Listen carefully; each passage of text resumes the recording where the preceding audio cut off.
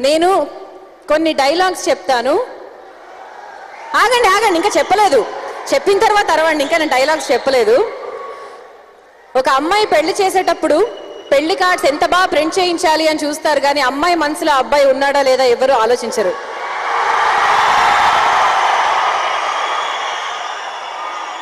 మహేష్ బాబు సినిమాలో నేను వస్తాను, వద్దు నేనే వస్తాను. అప్పటికి ఇప్పటికి ఏం మారిందత్త? అప్పుడు ఆయన చేతిలో ఉంది, ఇప్పుడు మీ చేతిలో ఉంది.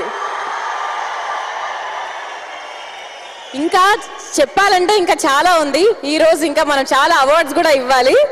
మరి ఇంత చెప్పిన తర్వాత నేను ఆయన గురించి ప్రత్యేకంగా ఇంట్రడక్షన్ చెప్పనక్కర్లేదు. ఆయన సినిమా అంటే ఇంట్రెస్ట్ లేని వాడికి కూడా ఆయన సినిమాలు చూస్తే ఇంట్రెస్ట్ స్టార్ట్ అవుతుంది. ఒక డైరెక్టర్ కావాలనుకున్న వాళ్ళు ఆయన ఇన్స్పిరేషన్గా తీసుకుంటారు. ఆయన ఒక మంచి స్పీకర్. ఆయన మాట్లాడితే కనీసం మనము కళ్ళు రెప్ప కూడా కొట్టకుండా వినేంతగా ఆయన స్పీచ్ ఉంటుంది. మరి ఎన్నో ప్రోగ్రామ్స్లో ఆయన స్పీచ్ మీరు వినే ఉంటారు. మరి ఈ రోజు మన కార్యక్రమానికి చాలా ముఖ్యమైన చీఫ్ గెస్ట్గా విచ్చేసినటువంటి త్రివిక్రమ్ శ్రీనివాస్ గారిని సాదరంగా స్టేజ్ మీదకి ఆహ్వానిస్తున్నాం.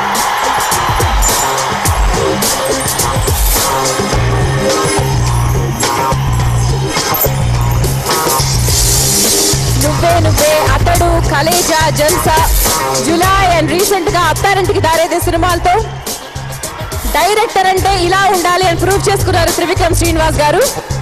యాజ్ అ రైటర్ గా, యాజ్ అ లిరిక్ రైటర్ గా, యాజ్ అ డైరెక్టర్ గా. సో ఆయనకంటూ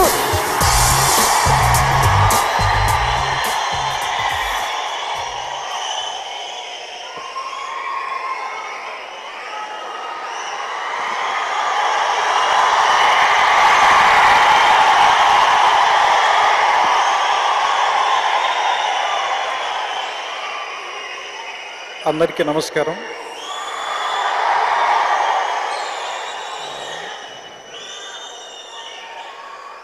చైర్మన్ రామచంద్రనాయుడు గారికి, వైస్ చైర్మన్ జయగల్లా గారికి, రాష్ట్ర మంత్రివర్యులు గల్లా అరుణ్ కుమార్ గారికి, మిగతా ఇక్కడ విచ్చేసిన అమర్ రాజా బ్యాటరీస్ సిబ్బందికి, వారి కుటుంబాలకి, అందరికీ నేనేదో బాగా ఎక్కువ మాట్లాడతాను ఎక్స్పెక్ట్ చేస్తున్నట్టున్నారు. నాకు నిజంగా అంత రాదు.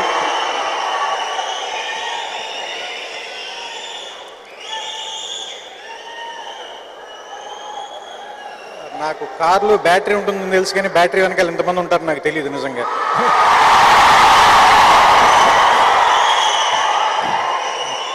సో లాస్ట్ 3 days నుంచి బ్యాటరీ అనేది జీవితంలో ఎంత ఇంపార్టెంటో నాకు ఇప్పుడే అర్థమవుతుంది.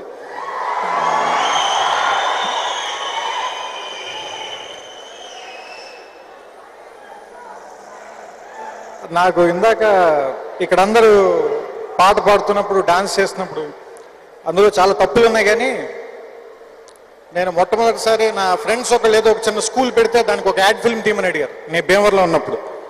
దేవుడి దేవల్ల యాడ్ ఫిల్మ్ ఇప్పటికీ ఎవరు చూడలేదు. చూసుంటే నాకు సినిమాలు ఇచ్చిండేవారు కాదు. ఎందుకంటే ఏం తీయాలి తెలియక తీస్తూనే ఉన్నాం రోజంతా. కాకపోతే ఇలాంటి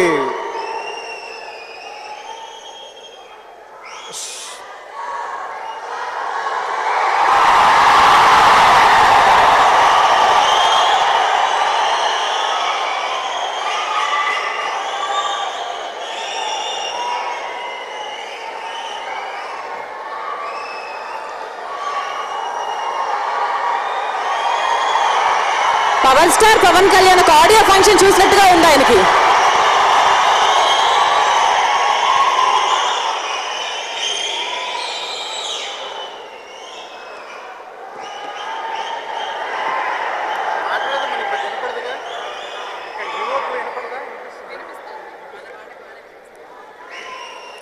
అంటే నాకు బేసిక్గా భయం. మీరు ఇలా భయపెడితే ఇంకేం మాట్లాడలేను, మొత్తం మర్చిపోతున్నాను.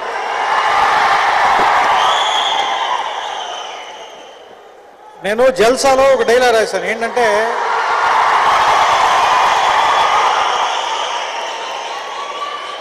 అదే గాలి, నేల, నీరు, నిప్పు, ఆకాశం ఇవందరివి, వీటి మీద అందరికీ హక్కు ఉంటుంది. అవి కొంతమంది చేతుల్లో కాపీ రైట్ ఉండటం కరెక్ట్ కాదని. అంటే అది బేసిక్గా నా ఒపీనియన్ కూడా. అది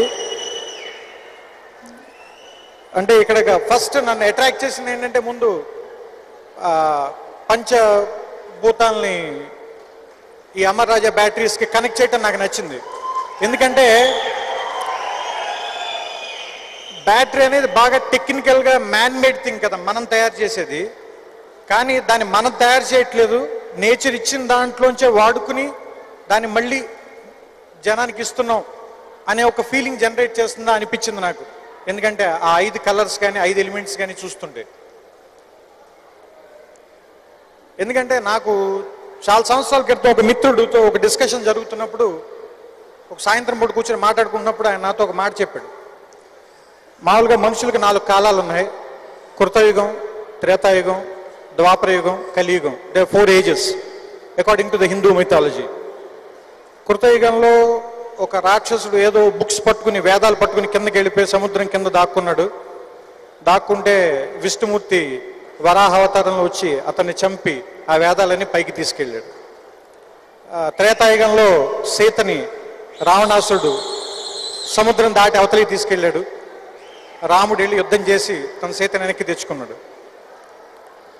ద్వాపరయుగంలో ఒక 2 బ్రదర్స్ యాన్సిస్టర్ల ప్రాపర్టీ గురించి ఒక చిన్న గొడవ వచ్చి వాళ్ళిద్దరు కలిపి కురుక్షేత్రం మధ్యలో ప్లేస్ సెలెక్ట్ చేసుకుని అక్కడ కొట్టుకుని చచ్చిపోయి మిగిలిన పాండవులు ఆ ప్లేస్ సెలెక్ట్ చేసుకున్నారు.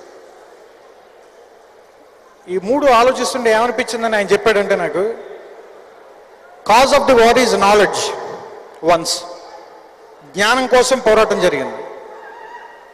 త్రేతాయుగం వచ్చేసరికి కాజ్ ఆఫ్ ది వార్ కొంచెం తగ్గింది. ఒక అమ్మాయి, సీత అని ఒక అమ్మాయి కోసం కొట్టుకున్నారు. థర్డ్ ద్వాపరయుగం వచ్చేసరికి కాజ్ ఆఫ్ ది వార్ ఇంకా చీప్ అయింది. ఒక ల్యాండ్ గురించి కొట్టుకున్నారు. ఇప్పుడు కలియుగంలో కాజ్ ఆఫ్ ది వార్ ఏంటి? దేని గురించి కొట్టుకుంటాం? కలర్తో ఉన్న ఒక నోటు గురించి కొట్టుకుంటాం. దాన్ని కొంతమంది రూపాయి అంటారు, కొంతమంది డాలర్ అంటారు, కొంతమంది రెన్మిన్బే అంటారు. సో అలాగే వార్ జరిగే ప్లేస్ ఒకప్పుడు ఎక్కడి నుంచో కింద సముద్రంలోకి వెళ్ళి కొట్టుకున్నారు. త్రేతాయుగం వచ్చేసరికి ఒక సముద్రం దాటితే సరిపోయింది. కలియుగం, ద్వాపరయుగం వచ్చేసరికి 2 ప్లేసెస్కి మధ్యలోనే ఒక ప్లేస్ సెలెక్ట్ చేసి కొట్టుకున్నారు కురుక్షేత్రంలో. సో వార్ ఫీల్డ్ కూడా దగ్గర అయిపోతుంది. సో ఇప్పుడు వార్ ఫీల్డ్ ఎక్కడుంది? విత్ ఇన్ మనలోనే ఉంది. మనం ఒక తప్పు చేస్తాం, డబ్బులు సంపాదించడం కోసం, లేదా పేరు సంపాదించడం కోసం, లేదా ఇంకోటి ఏదో గెలవటం కోసం అబద్ధం చెప్తాం. తర్వాత మనమే దానికి గిల్టీగా ఫీల్ అవుతాం, మనలో మనమే సంఘర్షణ అనుభవిస్తాం, మనతో మనమే కొట్టుకుంటాం, చివరికి మనమే చచ్చిపోతాం. సో ఇప్పుడు వార్ ఫీల్డ్ దగ్గరికి వచ్చేసింది, మన లోపల దాకా వచ్చేసింది. ఇలాంటి సమయంలో విలువలతో వ్యాపారం చేయటం అనేది చాలా కష్టమైన విషయం. ఎందుకంటే వాల్యూస్, బిజినెస్ 2 పూర్తిగా ఆపోజిట్ సైడ్ వెళ్ళిపోయాయి. ఒకప్పుడు 2 కలిపి చేయటం కుదిరేది, ఇప్పుడు కలిపి చేయటం కుదరదు. ఆ కలిపి చేసే ప్రయత్నం చేస్తున్నందుకు నాకు ఈ అమర్ రాజా బాగా నచ్చింది. నాకు దీనికి తెలిసింది గత వారం రోజులుగానే. నాకు యాక్చువల్గా అమర్ రాజా అనగానే గుర్తొచ్చేది, చాలా సంవత్సరాల క్రితం టీవీలో లాస్ట్ లాంగ్ రియల్లీ లాంగ్ అని ఒక యాడ్ ఉంటుంది. నాకు యాడ్ బాగా ఇష్టం, ఎందుకంటే అందులో చివరిలో వచ్చే సాంగ్ చాలా నచ్చుతుంది. ఆ యాడ్లో చివరి మాటలనే నిజంగా ఈ అమర్ రాజా లాస్ట్ లాంగ్ రియల్లీ లాంగ్ ఉండాలని మనస్ఫూర్తిగా కోరుకుంటూ మీ అందరికీ నా శుభాకాంక్షలు తెలుపుతూ థ్యాంక్ యూ.